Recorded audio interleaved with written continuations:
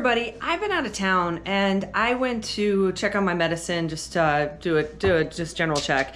And what I do on my Previcox is I put in each day. And so this was a packet that was sitting out, and I went and labeled the one more packet, but then I realized that in my drawer here, I am out after that. And so I want to go ahead and set up a reminder for next time. I'm going to reorder it, but then I want to set up a reminder for the this is 160 pills here in the 160 count, that in 160 days I need to reorder these. Probably do it at 150 days, that I need to reorder this. So I'm going to show how I'm going to do that. So in order to add an activity that's going to be in 6 months from now, there's a couple ways to do this. One way to do it is very simple. Go to planning and do it under tasks. So under here, you can create multiple task lists. So I can create one that is, let's say, reorder meds, and I can hit save. That's the main category, and then I add individual tasks underneath it. So I can say order %.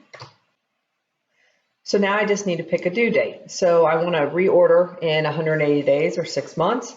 So I can hit an order date, due date. Today is May 17th.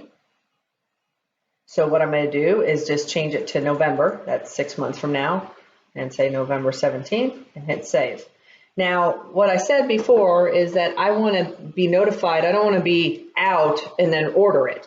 I want a little bit of time for shipping. So I want to have a notice, an alert 2 weeks prior to it. So that allows me time to order and get it shipped without having to pay rush fees. So I'm going to put a display reminder 14 days prior to this due date. And then I can put whatever notes I want over it. If I want to say that this is for Hawk. Okay. And I can hit save. So now I have it on here that I'm going to order %. It's going to give me an alert. It's due on 11/17, but it's going to give me an alert 14 days prior to that. So the task list is a great way to get reminders in here and make sure that I have some sort of prompt when this is due. It doesn't record any cost related to it.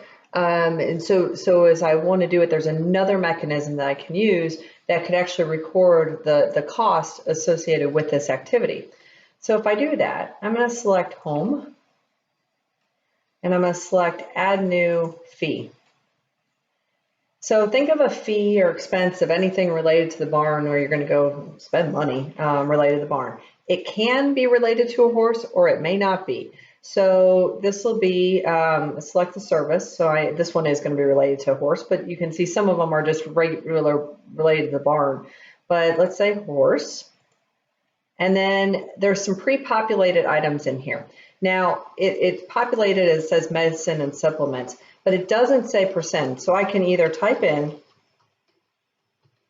% here, that this is what I'm reordering, or if it's really important and I reorder it a lot, what I can do is just hit add new, and I can create a new category for this under horse. It says %, and so it'll create a actual category for that. I'm okay with this though, as it is with leaving it this way. So horse, medicine, supplements, and then I have my % in my notes. So I'm fine with that. And so then I can select a horse. This doesn't have to be selected. Again, if you don't want a horse selected, just change this and gray this out, and the horse section will disappear.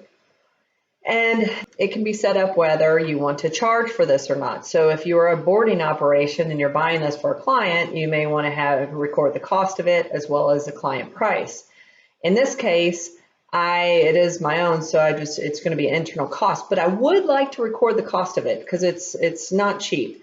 And so let's say that this is around $200. Now, this is for what I am spending today, right? This is an activity today that I'm going to go spend, $200 for this medicine. But what I want to do, and what the original goal was to also remember not to forget it in the future. So I'm going to go ahead and create a reminder. It doesn't repeat because I don't know that I want it to repeat, but I could have it repeat instead of a reoccurring reminder for every 6 months. But for right now, I don't want it to repeat, so I'll leave it as does not repeat. And my due date will be November 17th. Hit save.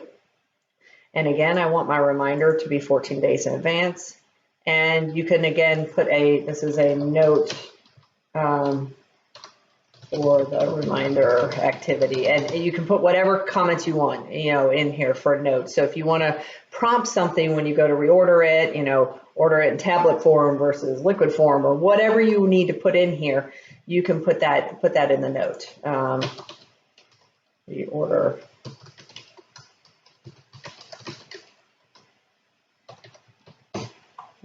Okay, and then I'm going to hit save. And what you'll see is that I have the activity I just created for the purchase that I'm doing today, but I will also, in my upcoming fees and expenses, have an activity for a future fee that is related to reordering this medicine and supplement. And so when I click on this one, for instance, it has this reminder note that says note for reminder, reorder percent for Hawk. So this was a note specifically for this reminder.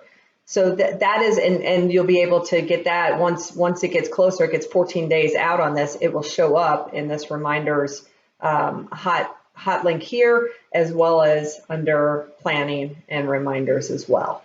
So you can see that up in the upcoming reminders. And there it is. So multiple ways to do it, just depends on what you want to track and how you want to do it. If you want to track your costs, I would recommend doing it through the fees and expenses. If you just want to track the actual task, then just do it through the task list. It's just as easy, and it will give you a reminder in the way that you need to see it. Thanks for watching. We're going to be posting more videos related to Equine Simplified tips and tricks, as well as general horse care topics. So please remember to subscribe so that you can get the latest. Now, time to go play with the horses. Cheers!